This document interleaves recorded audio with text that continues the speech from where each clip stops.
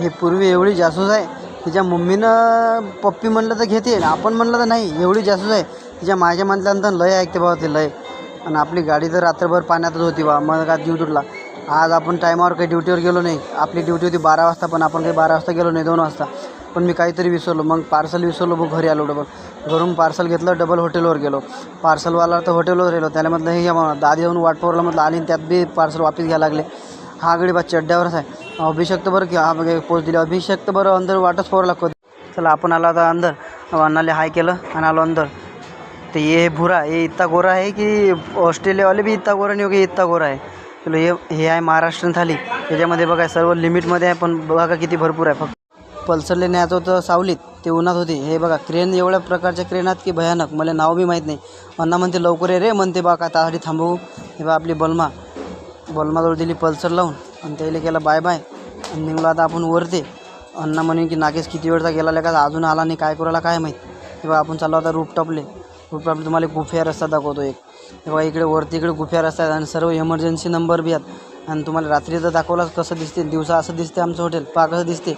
आणि आपण चाललो आता मग लिफ्टनं चाललो.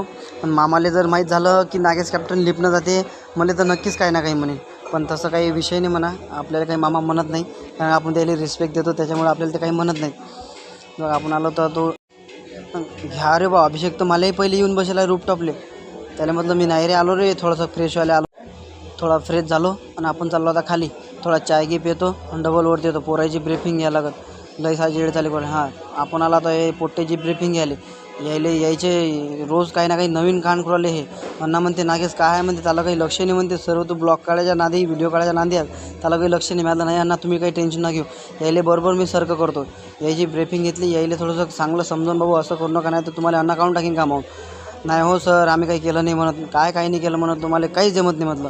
त्याला म्हटलं बस झाला आजचे दिवस यायच्या लावल्या. मग ड्युटी आपलं अक्षर तर असं आहे की सर डॉक्टरसारखंच आहे, पण मला समजते बाकीच्याला कोणाला समजत नाही. याने दिल्या ड्युटीचं पोस्टर लावून.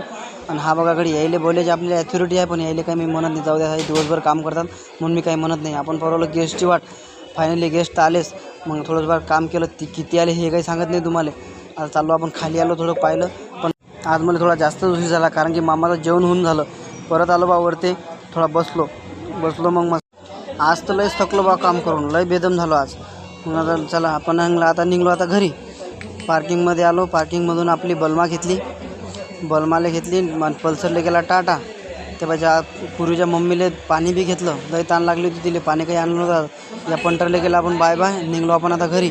आपण रूमवर पोचलो. हे आपली सायकल दिली, आपली बलमा दिली लावून.